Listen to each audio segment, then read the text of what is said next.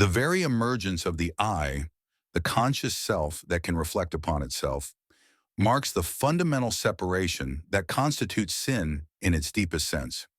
When consciousness arises, it creates a distance between the observer and the observed, between subject and object, between self and world. This separation, this standing apart, is not merely a consequence of sin, but is sin itself made manifest. The I that emerges through consciousness is therefore not simply tainted by sin or capable of sin. It is, in its very existence as a separate self-aware entity, the living embodiment of sin. This primal act of separation, which occurs in every moment of conscious awareness, represents the original and ongoing fall from unity. Thus, the conscious self doesn't merely commit sins. In its very nature as a self-conscious entity that stands apart from the whole, it is sin incarnate, perpetually recreating the fundamental separation in each moment of awareness. In contemplating the nature of sin, we arrive at a profound realization. Sin is not merely something humans do, but rather what humans fundamentally are. To exist as a human being, to emerge as a conscious, self-aware entity distinct from the undifferentiated whole, is itself the primordial sin. This is not a moral judgment, but an ontological condition. When religious and philosophical traditions speak of sin, they are essentially describing the fundamental nature of human existence itself, the state of being a separate self, aware of its own awareness, standing apart from the unity of being.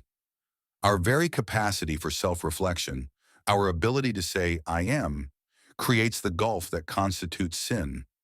Thus, sin is not an action to be avoided or a stain to be cleansed, but the very mode of human existence itself.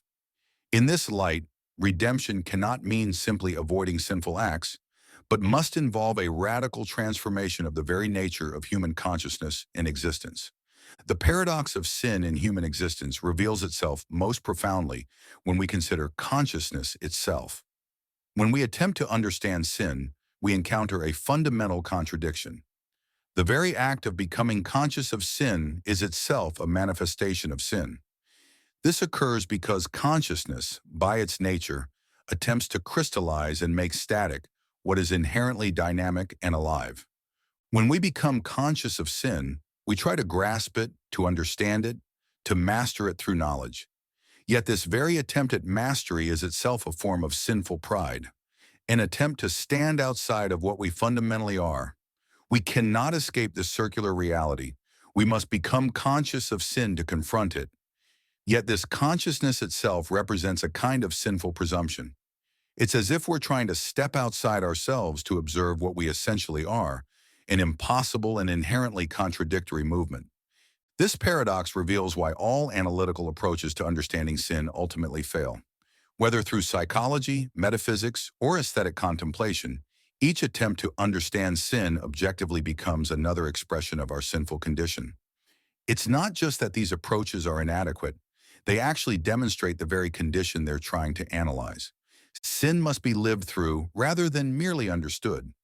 The proper response isn't greater understanding, but earnestness. Not because earnestness gives us better knowledge, but because it acknowledges the paradox of our position. We stand before God as beings who cannot escape sin, even in our attempts to understand and overcome it. This paradox isn't a problem to be solved, but rather reveals the fundamental truth of human existence before God. We are beings who cannot escape sin even in our most sincere attempts to comprehend it.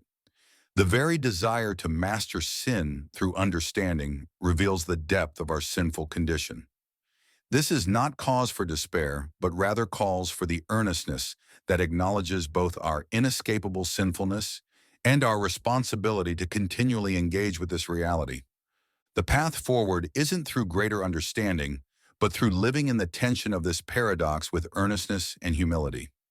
We must acknowledge that even our most sincere attempts to grasp our condition are themselves expressions of that condition, yet we must continue to engage with this reality before God.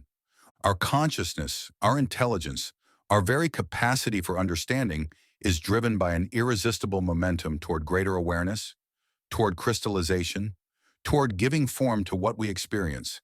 It's like a river that cannot help but flow. Our mind naturally moves toward understanding, toward making static what is dynamic. This is precisely where the deeper paradox of sin reveals itself. Our intelligence, our consciousness, cannot resist its own nature to understand, to categorize, to crystallize. Even when we understand that this crystallization is itself a form of sin, we cannot stop ourselves from trying to understand this very insight. It's as if our consciousness is caught in an endless spiral. Each new understanding of sin becomes another crystallization, another sin which we then try to understand, creating yet another crystallization. This dynamic understanding of sin, our recognition that we cannot stop trying to understand, even when we know that understanding itself is part of our sinful condition, becomes itself our deepest understanding of sin. It's like holding a mirror up to a mirror, creating an infinite reflection. We understand that we cannot stop trying to understand, and this very understanding is both our prison and our insight. We cannot stop our consciousness from its attempt to understand and crystallize, but we can approach this inevitable movement with the earnestness it deserves, recognizing it as both our nature and our sin. It's a bit like someone with an addiction who understands they are addicted. This understanding doesn't free them from the addiction, but it becomes part of their way of living with it. Our addiction to understanding, to consciousness, to crystallization, is part of our sinful nature that we must live with in earnestness.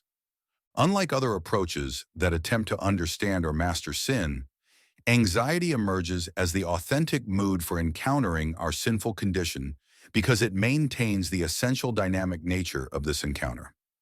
While analytical understanding tries to make sin static and psychological observation attempts to master it, anxiety keeps us in constant movement and tension. Anxiety represents a unique form of consciousness that doesn't attempt to crystallize its object. Instead of trying to grasp and solidify our understanding of sin, anxiety maintains a restless awareness that preserves the paradox without attempting to resolve it. It becomes a form of understanding that doesn't try to understand, a way of knowing that doesn't try to master what it knows. Through anxiety, we experience sin truthfully because we remain in the movement rather than attempting to arrest it. In anxiety, we simultaneously feel both our sinfulness and our desire to transcend it, experiencing both our limitation and our freedom. This makes anxiety the proper mood for encountering sin because it doesn't try to escape the paradox but maintains a tension between what we are and what we strive to be. The transcendence that becomes possible through anxiety isn't an escape from sin, but rather a way of living in proper relationship to it. This anxiety isn't something to be cured or overcome.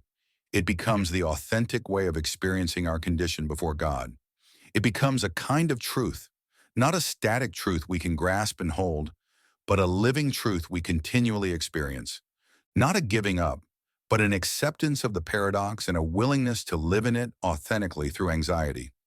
The anxiety transforms from a mere psychological state into an existential position that allows us to relate truthfully to our condition. It becomes our way of maintaining a proper relationship with our sinful nature without falling into the trap of trying to master or overcome it through understanding. In this way, anxiety becomes not just a feeling about sin, but the very mood through which we can authentically experience and live with our sinful condition. It maintains the dynamic nature of our relationship with sin while avoiding the false comfort of static understanding or mastery. Through anxiety, we remain in the truth of our condition, experiencing both our limitations and our possibilities without trying to resolve this tension. Anxiety, when properly understood, becomes not merely a psychological state to be overcome, but the very engine of our spiritual journey. In our anxious awareness of our existential condition, our inherent separation through consciousness, we discover the authentic posture toward the divine. This anxiety isn't something to be cured or transcended, but rather the fertile ground from which genuine spiritual attention grows. When we fully embrace this anxious awareness of our impossible nature, being both separated and longing for unity, it transforms into a profound form of attention. This attention is characterized by a constant, vigilant awareness of our condition that doesn't try to escape or resolve it, but rather uses it as a gateway to deeper understanding.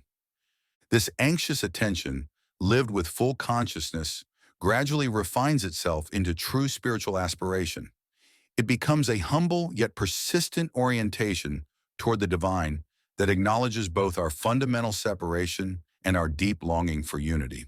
Through living in this tension, maintaining this anxious attention without trying to resolve it intellectually, we begin to perceive glimpses of life's deeper structure, the very impossibility of our position. Being conscious of our separation while longing for unity becomes the doorway through which we can glimpse the profound architecture of existence itself.